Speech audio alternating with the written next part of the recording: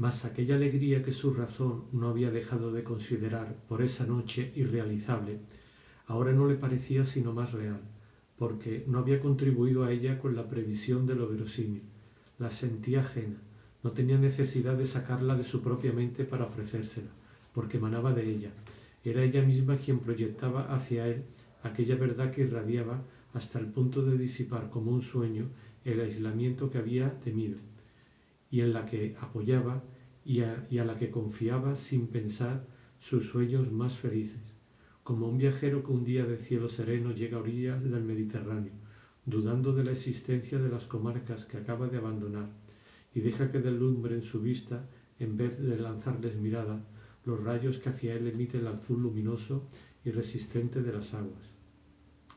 Subió con Odette al coche de ella y mandó al suyo que lo siguiera. Odette llevaba en la mano un ramo de cattleyas, y Swann vio que bajo su pañuelo de encaje en el pelo había flores de esa misma orquídea prendidas en un airón de plumas de cisne.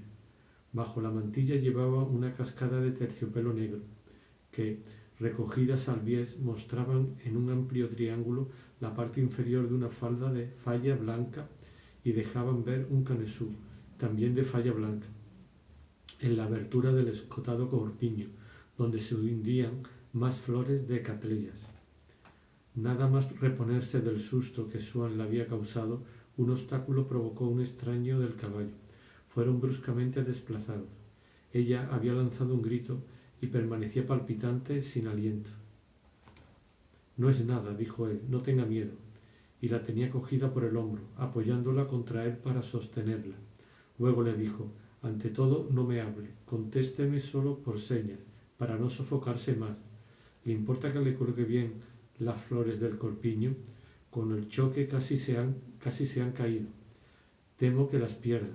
Voy a metérselas un poco. Odette, que no estaba acostumbrada a ver que los hombres tuvieran tanta deferencia con ella, dijo sonriendo, no, nada de eso, no me importa.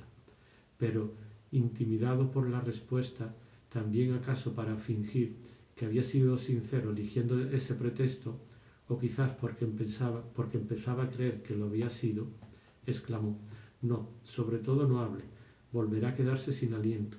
Puede responderme con gesto, la entenderé perfectamente.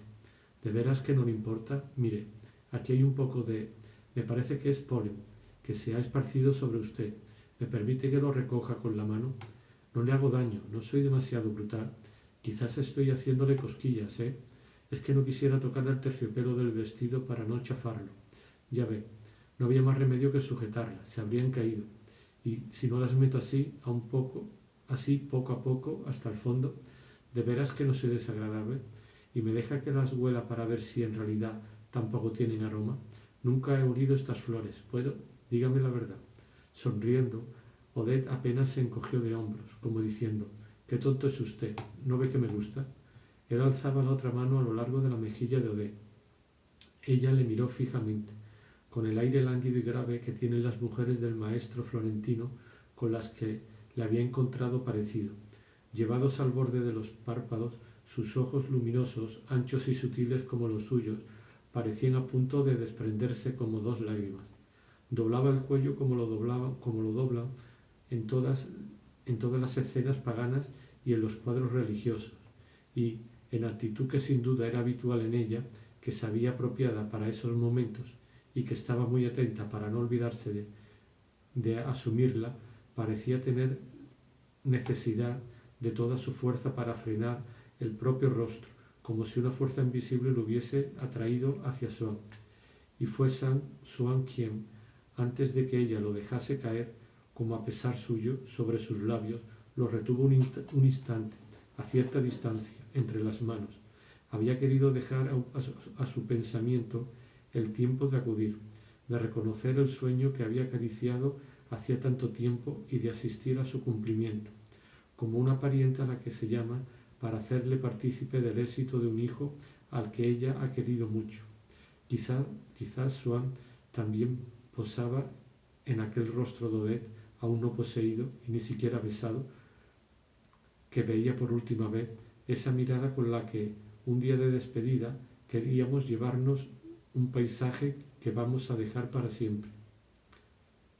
Mas era tan tímido con ella que, aunque esa noche terminó poseyéndola, después de haber empezado por arreglarle las catalellas, fuese por temor a ofenderla, fuese por miedo a dar retrospectivamente la impresión de haber mentido, fuese por falta de audacia para formular una exigencia mayor que aquella, podía repetirla desde el momento en que la primera vez no había molestado a Odette. Los días siguientes recurrió al mismo pretexto. Si Odette llevaba catalellas en el escote, le decía: «Qué lástima, esta noche las catalellas no necesitan que nadie las arregle. No están fuera de su sitio como la otra noche. Pero me parece que hay una que no está muy derecha. Puedo ver si huele más que las otras, o si no las llevaba. Esta noche no hay catalellas, y no podré dedicarme a mis pequeños arreglos». De modo que, durante algún tiempo, no hubo cambio alguno en el orden en que había seguido la primera noche, empezando por tocamientos con dedos y labios sobre el pecho de Odette, y por ello siguieron comenzando siempre sus caricias. Mucho más tarde, cuando arreglar, o el simulacro ritual de arreglo de clatellas hacía tiempo que había caído en desuso, la metáfora hacer catalella, convertida en un simple vocablo que utilizaban de forma inconsciente cuando querían referirse al acto de posesión física, en el que por lo demás no se posee nada, sobrevivió en su lenguaje a esa costumbre perdida para conmemorarla. ¿Y acaso esa manera particular de decir hacer el amor no significaba exactamente lo mismo que su sinónimo? Por más harto que esté uno de las mujeres, considerar la posesión de las más diferentes como si siempre fuesen la misma, ya conocida de antemano, tratándose de mujeres bastante difíciles, o que nosotros tenemos por tales, se vuelve por el contrario un placer nuevo que nos obliga a hacer surgir esa posesión de algún episodio imprevisto de nuestras relaciones con ella, como para Swann fue la primera vez el arreglo de las catalellas. Aquella noche esperaba temblando, pero se decía que, si Odette resultaba víctima de su astucia, no podía adivinarlo, que fuese la posesión de aquella mujer lo que había de salir de entre sus anchos pétalos color malva, y el placer que ya sentía y que Odette, según él, acaso toleraba únicamente porque no lo había reconocido, le parecía precisamente por eso, como pudo parecer al primer hombre que lo saboreó entre las flores del paraíso terrenal, un placer que hasta entonces no había existido y que él trataba de crear, un placer, y el nombre especial que le dio conservó su huella, enteramente particular y nuevo. Ahora, todas las noches, después de haberla de vuelta a casa, tenía que entrar, y a menudo ella volvía a salir en bata y la acompañaba hasta el carruaje. Le besaba la vista del cochero, diciendo: «¿Qué puede importarme? ¿Qué me importan los demás?». Las noches que no iba a casa de los Verduri, cosa que ocurría a menudo desde que podía verla de otra forma, las noches cada vez menos frecuentes que pasaba en sociedad, Odette le pedía que acudiese a verlas antes de volver a casa, fuera la hora que fuese. Era primavera, una primavera pura y helada. Al salir de una velada, montaba en su Victoria, se echaba una manta sobre las piernas, respondía a los amigos que se marchaba al mismo tiempo y le proponían volver junto, que no podía, que no iba en la misma dirección, y el cochero, sabiendo cuál era su destino, arrancaba al galope. Los otros estaban asombrados, y, en efecto, Swann ya no era el mismo. Ahora ya no recibía cartas suyas pidiéndole que le presentaran una mujer. Tampoco se fijaba en ninguna ni frecuentaba los lugares donde se las encuentra. En un restaurante, en un campo, su actitud era opuesta a la que, todavía ayer, permitía reconocerle y que, según todos, debía ser siempre la suya. Hasta ese punto una pasión es en nosotros una especie de carácter momentáneo y diferente que sustituye al otro y anula los signos hasta entonces inmutables por los que se expresaba. En cambio, ahora lo invariable era que, estuviera donde estuviese, Swann no dejaba de ir a ver a Odette. El trayecto que lo separaba de ella era el que inevitablemente recorría como si fuese la pendiente misma irresistible y rauda de su vida. A decir verdad, cuando a veces se entretenía hasta muy tarde en sociedad, hubiera preferido volver derecho a casa sin hacer aquella larga carrera, y no verla sino al día siguiente, pero el hecho mismo de molestarse una hora insólita para ir a su casa, de adivinar que los amigos, al despedirse, decían: vive con mucha presión, debe de tener una mujer que lo obligue a ir a verla a la hora que sea. Le daba la sensación de llevar una vida de esos hombres que tienen un lío amoroso y que, sacrificando su propio descanso y sus intereses a una fantasía voluptuosa, dan lugar al nacimiento de una fascinación íntima. Además, sin que se diese cuenta, esa certeza de que Odette le esperaba, de que además no estaba con otro, de que no volvería a casa sin haberla visto, neutralizaba aquella angustia olvidada pero siempre presta a renacer que había sentido la noche en que Odette ya no estaba en casa de los Verduri, y que, sosegada ahora, era tan dulce que casi se la podía llamar felicidad. ¿Acaso a esa angustia se debiese la importancia que Odette había cobrado para él? Suelen ser no tan indiferentes las personas que, cuando hemos depositado en una de ellas tales posibilidades de dolor y alegría para nosotros, nos parece que esa persona pertenece a otro universo. Se rodea de poesía, transforma nuestra vida en una especie de extensión emotiva donde estará más o menos cerca de nosotros. Swann no podía preguntarse sin inquietud en qué se convertiría Odette para él en los próximos años. A veces, al contemplar desde su victoria en aquellas hermosas noches frías la brillante luna que difundía la claridad entre sus ojos y las calles desiertas, pensaba en aquel otro rostro claro y levemente rosado como el de la luna que un día había surgido ante su pensamiento y que desde entonces proyectaba sobre el mundo la luz misteriosa en que él lo veía. Si llegaba pasada la hora en que Odette enviaba a sus criados a acostarse, antes de llamar a la puerta del jardincillo, iba primero a la calle a la que daba en la planta baja, entre las ventanas todas iguales pero oscuras de los palacetes contiguos, la ventana la única iluminada de su dormitorio. Golpeaba en el cristal y ella, avisada, respondía e iba a esperarlo a la otra parte, en la puerta de la entrada. Swann encontraba abierta sobre el piano alguna de las partituras que ella prefería, el Vals de la Rosa o Pobre Loco de Tagliafico, que, según su voluntad escrita, debía tocarse en su entierro. Le pedía que tocara en su lugar la pequeña frase de la sonata de Vintort, aunque Odette tocase muy mal, pero la versión más hermosa que nos queda de una obra es a menudo la que se elevó por encima de falsas notas arrancadas por torpes dedos de un piano desafinado.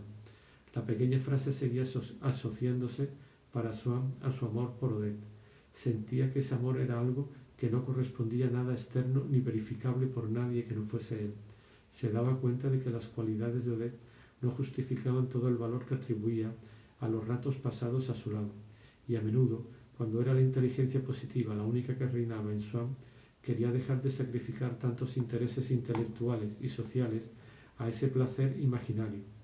Pero en cuanto la oía, la pequeña frase sabía liberar en su interior el espacio que necesitaba, y las proporciones del alma de Swann se veían alteradas. En ella quedaba reservado margen para un gozo que tampoco correspondía a ningún objeto exterior y que, sin embargo, lejos de ser puramente individual como la del amor, se imponía a Swann como una realidad superior a las cosas concretas.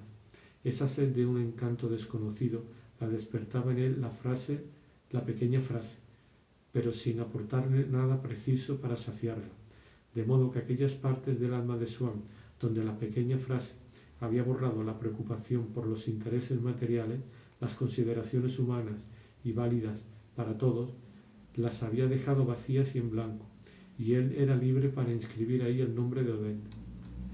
Además, a lo que el amor de Odette podía tener de escaso y decepcionante, la pequeña frase venía a añadir, a amalgamar su propia esencia misteriosa. Viendo el rostro de Swann, cuando escuchaba la frase, se hubiera dicho que estaba absorbiendo un anestésico que daba más amplitud a su respiración, y el placer que le procuraba la música y que pronto iba a crear en él una auténtica necesidad, se parecía de hecho en esos momentos al placer que habría obtenido experimentando con los perfumes o entrando en contacto con un mundo para el que no estamos hechos, que no parece informe porque nuestros ojos no lo perciben, sin significado porque escapa a nuestra inteligencia y que únicamente alcanzamos por un solo sentido. Qué gran descanso, qué misteriosa renovación para Swann, cuyos ojos, aunque refinados degustadores de pintura, y cuya mente, aunque sutil observadora de costumbre, llevaban por siempre la huella indeleble de la sequedad de su vida, sentirse transformado en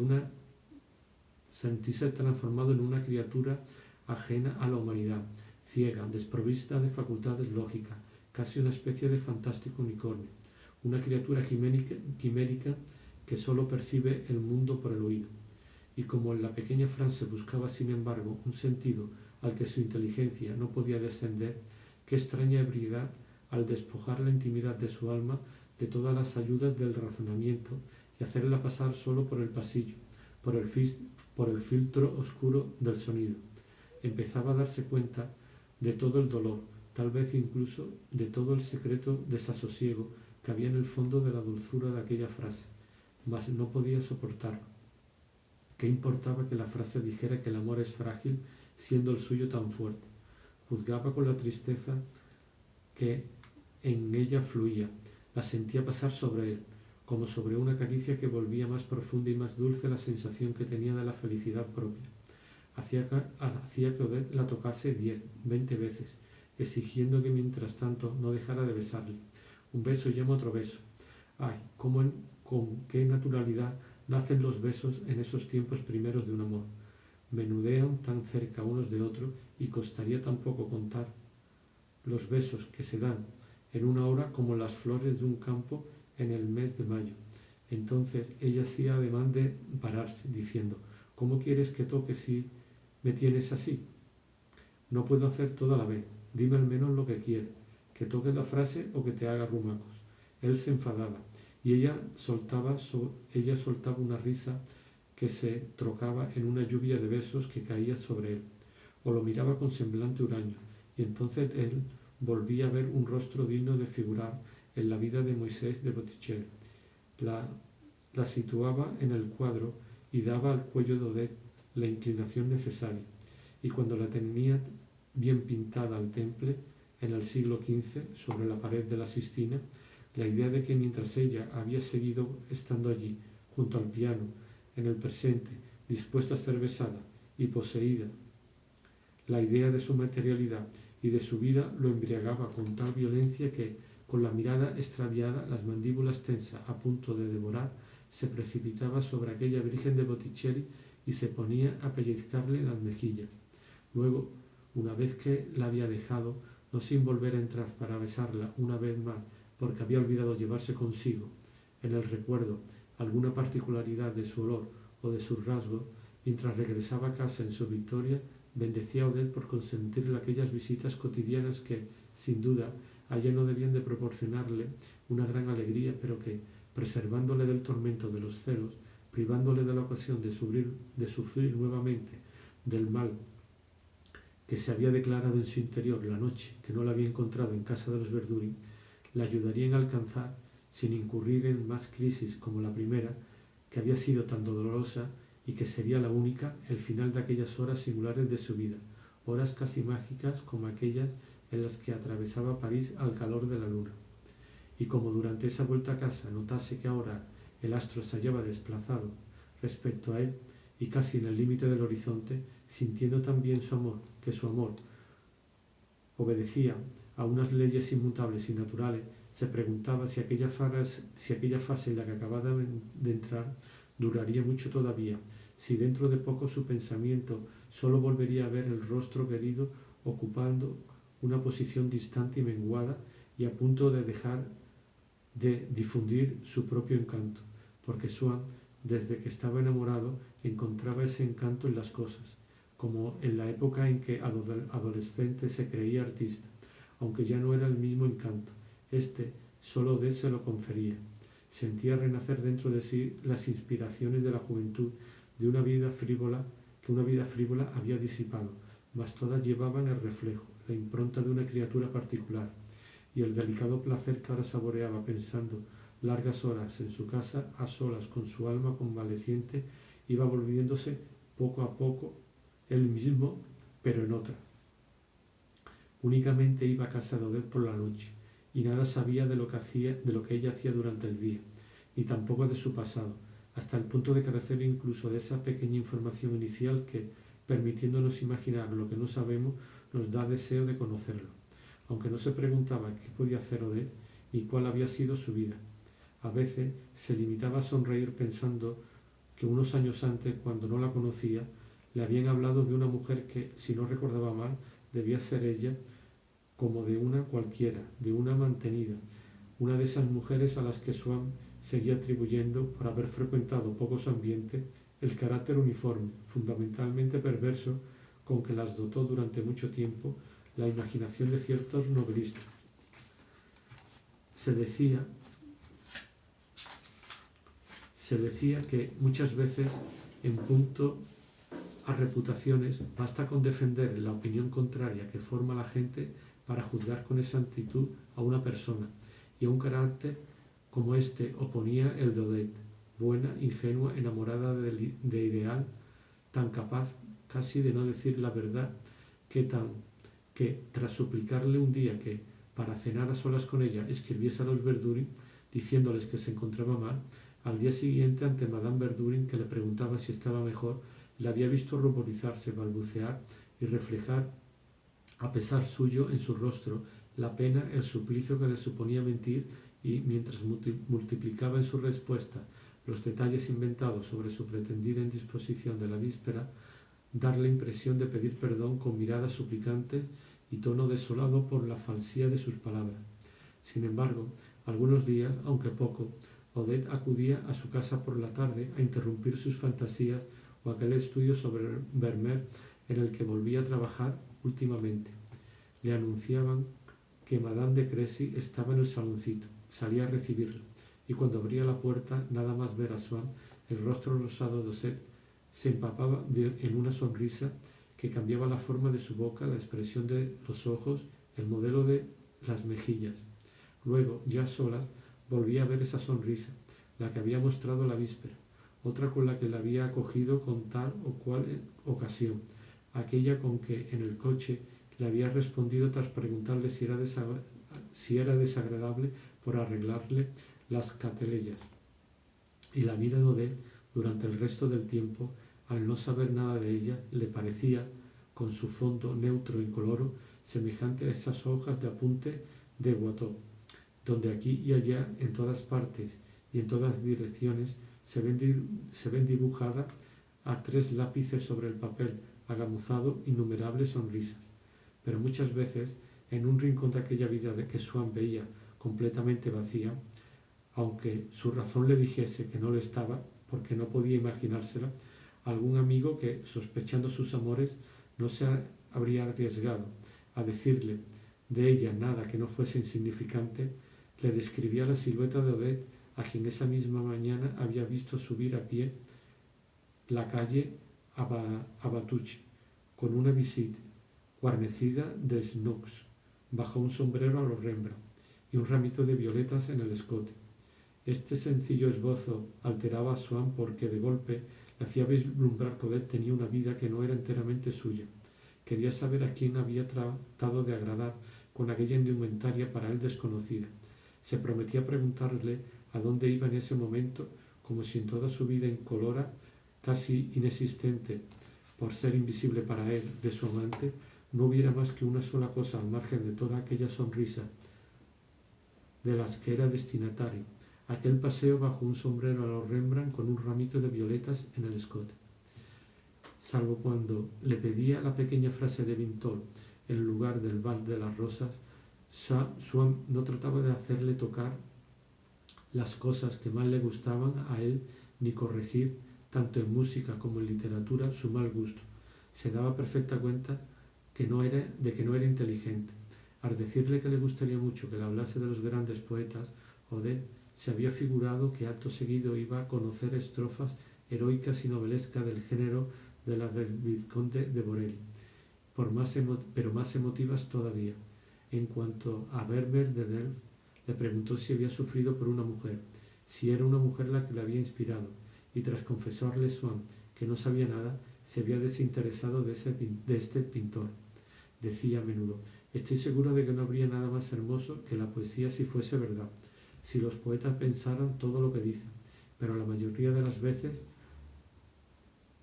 no hay gente más interesada que ellos, y de esto algo sé. Tuvo una amiga que amó a una especie de poeta. En sus versos solo hablaba de amor, de cielo y de estrella.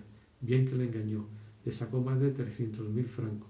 Si entonces Swann trataba de enseñarle en qué consistía la belleza artística, de qué modo había que admirar los versos o los cuadros, al cabo de un instante ella dejaba de escuchar diciendo: vaya, no me imaginaba que fuese así. Y Swann advertía en ella tal decepción que prefería mentir diciéndole que todo aquello importaba poco, que solo eran bagatelas, que no tenía tiempo de abordar el fondo del asunto, que había otra cosa. Pero ella le interrumpía vivamente. ¿Otra cosa? ¿Qué cosa? Dímelo. Mas él se guardaba de decirle nada, sabiendo que había de parecerle pobre y distinto de lo que ella esperaba, menos sensacional y menos conmovedor, y temiendo que, desilusionada del arte, se desilusionase al mismo tiempo del amor. Y en efecto, intelectualmente, Swann le parecía inferior a lo que habría imaginado. Nunca pierdes la sangre fría, no puedo definirte, y le maravillaba todavía más su indiferencia por el dinero, su amabilidad con todos, su delicadeza.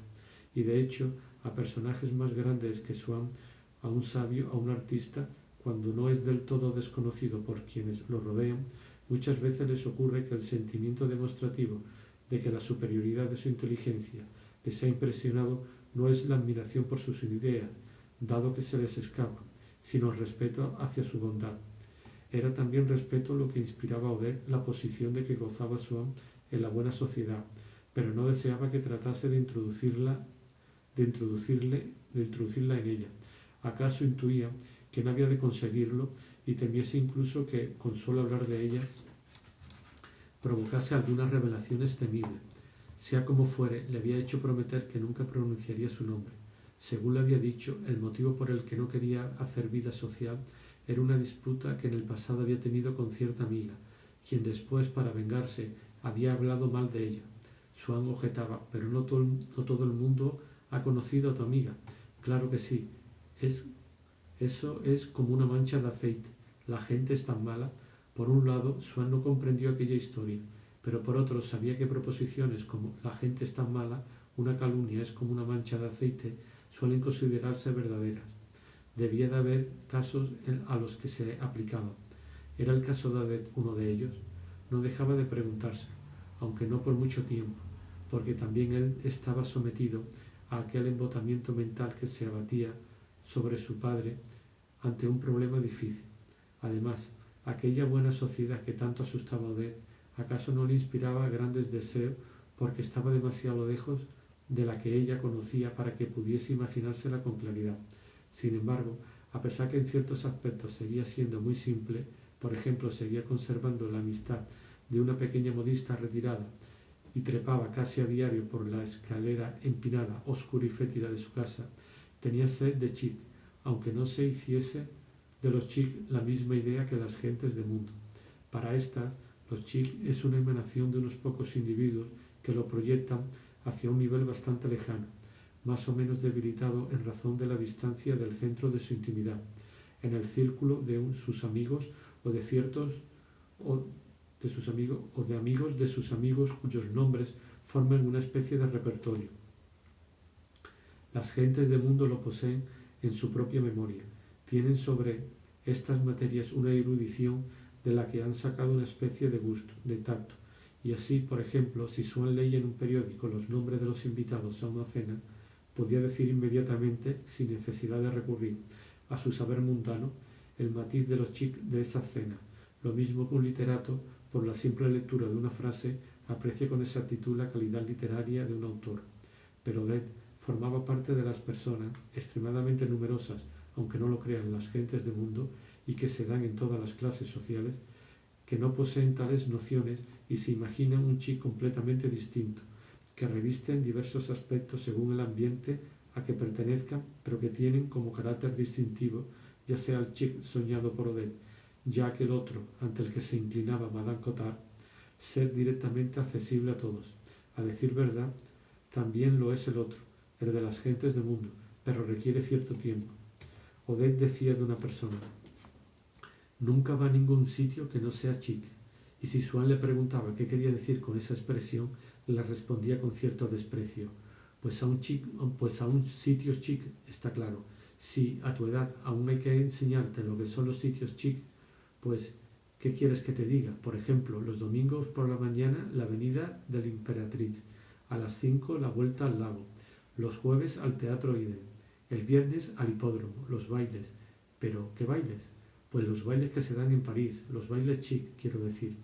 Verás, Herbinger, ya sabes, el que trabaja con un bolsistas, pues sí, debes de saberlo, es uno de los hombres más lanzados de París, un joven alto, rubio y tremendamente snob, que siempre lleva una flor en el ojal, una raya hasta la nuca, unos abrigos caros. Está con esa vieja pintarrajeada a la que pasea por todos los estrenos. Pues bien, la otra noche dio un baile y estaba todo lo más chic de París, que no hubiera dado yo por ir, pero había que presentarle la invitación en la puerta y no había podido hacerme con una. En el fondo prefiero no haber ido, fue una degollina, no habría conseguido ver nada, sobre todo era por poder decir que había estado en casa de Herbinger. Y ya sabes que a mí esa vanidad, además, puedes estar seguro de que de cada 100 mujeres que cuenten que han estado allí, por lo menos la mitad miente. Pero me extraña que tú, un hombre tan puch, no estuvieras. Swann, sin embargo, no intentaba en modo alguno que Odette modificase esa concepción de lo chic, pensando que la suya no debía de ser más correcta, sino igual de insulsa y carente de importancia. No veía ningún interés en instruir en este punto a su amante, y por eso, varios meses después, ella solo se interesaba por las personas a cuya casa Swann iba únicamente por las invitaciones para el recinto del pesaje, los concursos de hípica y las entradas de estreno que él podía conseguirle gracias a ella. Deseaba que Swann cultivase amistades tan provechosas, pero que inclinaba deseaba que Swann cultivase amistades tan provechosas, pero se inclinaba a considerarlas poco chic desde que vio pasar por la calle a la marquesa de Villaparisis con un traje de lana negra y una cofia de cintas. Pero si parece una acomodadora, una vieja portera, darling. Y eso es una marquesa. Yo no soy marquesa, pero tendrían que pagarme mucho para que saliese a la calle emperejillada de ese modo. No comprendía que Swann pudiese vivir en el palacete de Kit d'Orléans, que, sin atreverse a confesárselo, le parecía indigno de él. Tenía desde luego la pretensión de que le gustaban las antigüedades y adoptaba un aire fino y extasiado para decir que adoraba pasar todo un día revolviendo cacharros, buscando trastos viejos, cosa de otras épocas, aunque se obstinase con una especie de pundonor y pareciese poner en práctica algún precepto familiar, en no responder nunca a las preguntas y no rendir cuentas sobre la forma en que pasaba el tiempo. En cierta ocasión le habló Swann de una amiga que le había invitado y en cuya casa todo era de época. Pero Swann no consiguió hacerle confesar de qué época se trataba. Sin embargo, después de haber reflexionado, respondió que era medieval. Con eso quería decir que había artesonado. Poco tiempo después volvió a hablarle de su amiga y añadió, con el tono vacilante y el aire de entendido con que se cita una persona con quien se ha cenado la víspera y cuyo nombre nunca se ha oído, pero a quien los anfitriones parecen considerar tan célebre que se espera del interlocutor que sepa sobradamente a quién os referís, tienen un comedor del 18. A ella, por lo demás, le parecía espantoso, desnudo, como si la casa estuviese sin acabar. Hacía que las mujeres pareciesen horribles y nunca conseguiría ponerse de moda. Por último, volvió a hablar de su amiga una vez más, mostrando a Swann las señas del hombre que había construido aquel comedor y al que deseaba llamar cuando tuviese dinero para ver si podía hacerle no uno semejante, sino el que ella soñaba, y que por desgracia no cuadraba con las dimensiones de su pequeño palacete, con altos aparadores, muebles renacimientos y chimeneas como las del castillo de Blois. Ese día se le escapó delante de Swann lo que pensaba de su casa del Quai de Orleans, como él había criticado que a la amiga de Odette le diese, no por el estilo Luis XVI, porque según decía, aunque ya no se lleve, puede tener su encanto, sino por el falso estilo antiguo, le contestó: no querrás que viva como tú, en medio de muebles rotos y de alfombras gastadas, porque en Odette seguía prevaleciendo el respeto humano de la burguesía sobre el diletantismo de la cocotte. De quienes amaban las baratijas, gustaban de los versos, despreciaban los cálculos mezquinos y soñaban con honor y con amor. Odette hacía una élite superior al resto de la humanidad. No era necesario tener realmente esas inclinaciones, bastaba con pregonarlas. De un hombre que en una cena le había confesado que le gustaba callejear y ensuciarse los dedos en las viejas tiendas, que nunca sería apreciado por este siglo mercantilista porque no le preocupaban sus propios intereses, y en esto pertenecía a otro tiempo, Odette volvía a casa diciendo: qué alma tan adorable, es un sensible, nunca lo hubiera sospechado, y sentía por él una inmensa y súbita amistad. Pero en cambio, quienes como Swann tenían esos gustos, pero no hablaba de ellos, la dejaban fría. Claro que estaba obligada a reconocer que Swann no daba importancia al dinero, pero añadía enfadada: pero en su caso no es lo mismo. Y en efecto, lo que hablaba a su imaginación no era la práctica del desinterés, era su vocabulario.